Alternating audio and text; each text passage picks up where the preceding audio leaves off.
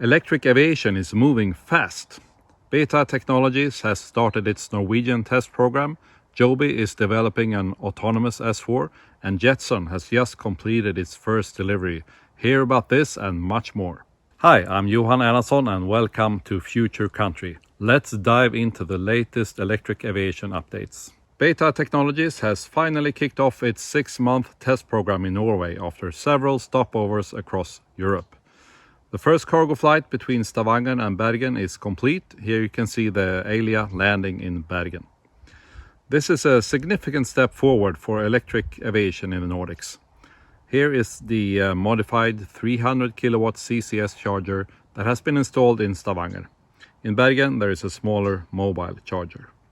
Looking at the numbers, the Elia in a passenger version would likely use about twice as much energy per passenger as an electric car, assuming realistic cabin occupancy. By contrast, the Vaeridion microliner expected in 2030 is slimmer and can carry almost twice as many passengers, potentially making it as energy efficient per passenger as an electric car. Will this give Vaeridion a competitive edge? I think probably not a huge one, as electricity costs are relatively low and passengers won't really mind the energy efficiency if ticket prices are similar. Maybe Vaeridion might get some better range out of their aircraft, but today both companies claim the same range, 400 kilometers. Joby collaborates with L3 Harris to develop an autonomous hybrid version of their S4 aircraft. The hybrid will use a gas turbine, likely running on standard jet fuel. Not super exciting for an electric aviation channel perhaps. But the autonomy is a different story. It's exciting that Joby is working on pilotless flights. One day this could make eVTOL tickets affordable, even in rural areas. The autonomous flight solution, called Superpilot, is being developed on a Cessna Caravan. Joby has also acquired Blade, a helicopter operator, which will likely accelerate Joby's market entry. In 2024, Blade served 50,000 passengers through 12 terminals. Autoflight in China now has type certificate, airworthiness certificate and production approval from the CAAC. This is a pilotless cargo version of the Carryall V2000 CG, essentially a large electric cargo drone. The plan is probably to develop a passenger version once the cargo version proves its safety. The Carryall can carry 400 kilos and go 200 kilometers at 200 kilometers per hour. Vertical Aerospace has flown on its wings for the first time and has also made its first flight between airports.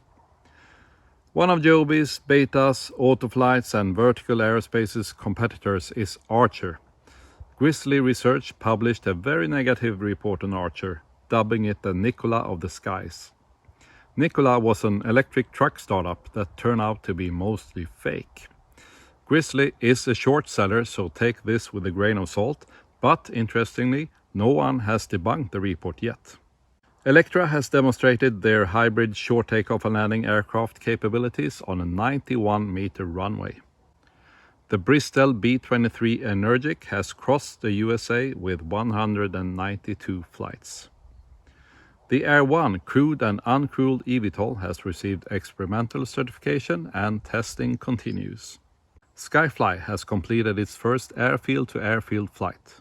Christian von Koenigsegg, the Swedish sports car manufacturer, has surprisingly filed a patent for a box-wing aircraft with some kind of morphing wings.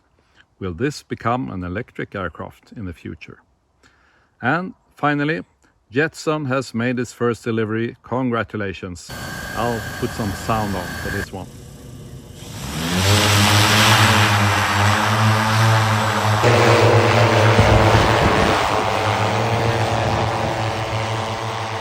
Not the most pleasant sound perhaps, but let's call it the sound of money.